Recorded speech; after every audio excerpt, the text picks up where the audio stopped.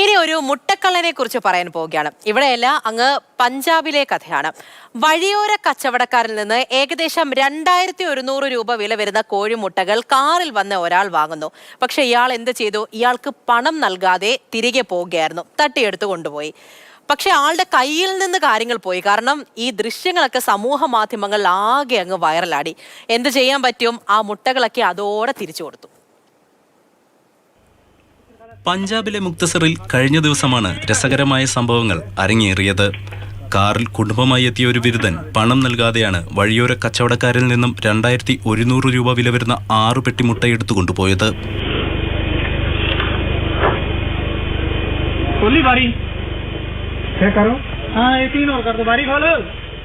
കുടുംബമായി കാറിലെത്തിയ അയാൾ കടയ്ക്കടുത്ത് വാഹനം നിർത്തി 6 പെട്ടി മുട്ടകൾ ആവശ്യപ്പെട്ടു. കടക്കാരൻ അതെടുത്ത് വാഹനത്തിനകത്ത് വെച്ച ശേഷം യുവാവ് QR കോഡ് സ്കാനറും ആവശ്യപ്പെട്ടു. സ്കാനർ എടുത്തുകൊണ്ടുവരുന്നതിന് പിന്നാലെ കാറ് മുന്നോട്ടെടുത്ത് കടന്നു കളഞ്ഞു. എന്താ സംഭവിച്ചതെന്ന് മനസ്സിലാകാതെ കച്ചവടക്കാരൻ ഒരല്പനേരം മരവിച്ച് നിന്നതിനു ശേഷം കാറിന് പുറകെ ഓടി. എന്നാൽ ഇതെല്ലാം CCTV ക്യാമറയിൽ പതിഞ്ഞിരുന്നു.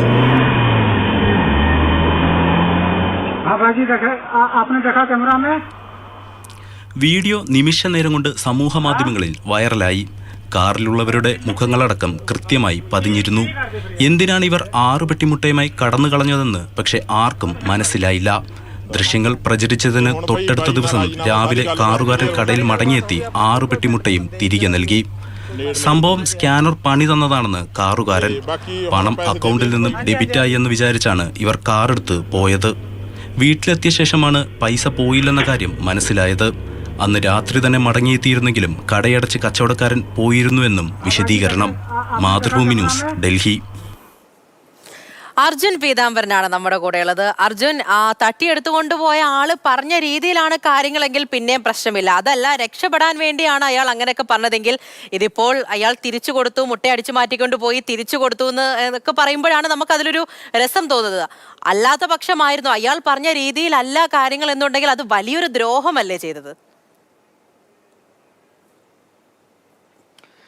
തീർച്ചയായിട്ടും അയാളെ തിരിച്ച് കൊണ്ടുവന്ന് കൊടുക്കുമ്പോഴും മുട്ട ഒന്നുപോലും കുറഞ്ഞിട്ടില്ല എന്നുള്ളതാണ് ഏറ്റവും വലിയ പ്രത്യേകത. എനിക്ക് ഏറ്റവും കൂടുതൽ കൗതുകം തോന്നിയ കാര്യം കൂടി അതാണ്. ഇന്നലെ രാവിലെയാണ് ഇദ്ദേഹം തിരിച്ച് ഈ മുക്തസാറിലുള്ള ഈ കടയിൽ വന്ന് തനിക്കൊരു അബദ്ധം പറ്റിയതാണെന്ന് പറഞ്ഞ് മുട്ട മുഴുവൻ മടക്കി കൊടുത്തത്. ശരിയാണ്, നമ്മളെല്ലാവരും ഈ പർച്ചേസ് ഒക്കെ ചെയ്ത സമയത്ത് സാധനങ്ങൾ വാങ്ങുമ്പോൾ ഏറ്റവും കൂടുതൽ ഇപ്പോൾ ഉപയോഗിക്കുന്നത് ഈ QR കോഡ് സ്കാനർ തന്നെയാണ്. പൈസ കൊടുക്കുന്നതിന് പകരം നേരിട്ട് ഗൂഗിൾ പേ വഴിയോ ഫോൺ പേ വഴിയോ ഒക്കെ പൈസ ട്രാൻസാക്ഷൻ നടത്താറുണ്ട്. അപ്പോൾ വരുന്ന ഒരു ചെറിയൊരു ആശയക്കുഴപ്പമോ തെറ്റോ മാത്രം തന്നെയാണ് ഇവിടെ സംഭവിച്ചിട്ടുള്ളത് എന്ന് പറയാൻ സാധിക്കും. അതിനപ്പുറത്തേക്ക് അദ്ദേഹവും മറ്റൊന്നും തന്നെ ചിന്തിച്ചില്ല. കാരണം ഈ 6 പെട്ടി മുട്ടയൊക്കെ ആ കുടുംബത്തിന് ഒറ്റയടിക്ക് എന്ത് ചെയ്യാനാണ്? കാരണം അയാളോ അയാളുടെ സുഹൃത്തോ മാത്രമല്ല, ഒരു കുടുംബം മുഴുവൻ ആ വാഹനത്തിനകത്തുണ്ടായിരുന്നു. ഈ കാർ ഓടിച്ച ആൾ വന്ന് ആവശ്യപ്പെട്ടു. അത് നേരെ കടക്കാരൻ എടുത്തുകൊണ്ട് കാറിനകത്ത് വെച്ച് കൊടുക്കുന്നു. ആ കാറിൻ്റെ പാസഞ്ചർ സീറ്റിലുണ്ടായിരുന്നു, മുൻവശത്തെ പാസഞ്ചർ സീറ്റിലുണ്ടായിരുന്ന ആളാണ് ഈ QR കോഡ് സ്കാൻ ചെയ്യാൻ വേണ്ടി മൊബൈൽ എടുത്ത് സ്കാൻ ചെയ്യുന്നതെല്ലാം നമുക്ക് കാണുന്നുണ്ട്. സ്കാൻ ചെയ്യുന്നുണ്ട്. അതിനുശേഷമാണ് അദ്ദേഹം മൊബൈൽ മാറ്റി വയ്ക്കുന്നത്.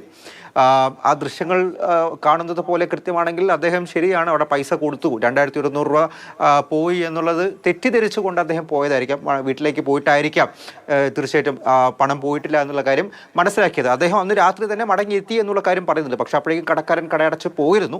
പിന്നീട് ഈ CCTVയിൽ ഇതെല്ലാം റെക്കോർഡ് ചെയ്യപ്പെടുന്നു, വളരെ വൈറലാവുന്നു. അദ്ദേഹം ഒരു കള്ളൻ എന്ന രീതിയിൽ മുദ്ര കുത്തപ്പെടുന്നു ആ ഒരു കുടുംബം. കാരണം അവരുടെ എല്ലാവരുടെയും മുഖം കൃത്യമായിട്ട് തന്നെ പതിഞ്ഞിട്ടുണ്ട്. അങ്ങനെയാണ് അടുത്ത ദിവസം രാവിലെ തന്നെ മടങ്ങിയെത്തി തനിക്ക് സംഭവിച്ച തെറ്റെന്താണ്. തീർച്ചയായും അർജുൻ, എന്തായാലും ശ്രദ്ധിക്കണമായിരുന്നു. അടിച്ചു മാറ്റിക്കൊണ്ട് പോയതാണെങ്കിൽ അത് വളരെ മോശമാണ്. ഇനി അതല്ല, പറഞ്ഞതുപോലെ സ്കാനർ പണി തന്നതാണ് എന്നുണ്ടെങ്കിൽ എന്ത് ചെയ്യുന്നു, അത് അവിടെ വെച്ച് കാര്യങ്ങൾ ചെയ്തോ ഇല്ലയോ എന്നുള്ളത് കൃത്യമായി ബോധ്യം വന്നതിന് ശേഷം മാത്രമായിരുന്നു തിരിച്ചു പോകേണ്ടത്. കാര്യങ്ങൾ കൈവിട്ടു പോയി, കുഴപ്പമില്ല, നാണം കെടേണ്ട രീതിയിൽ നാണം കെട്ടിട്ടുണ്ട്. കാര്യം അതൊക്കെ തിരിച്ചു കൊടുത്തല്ലോ.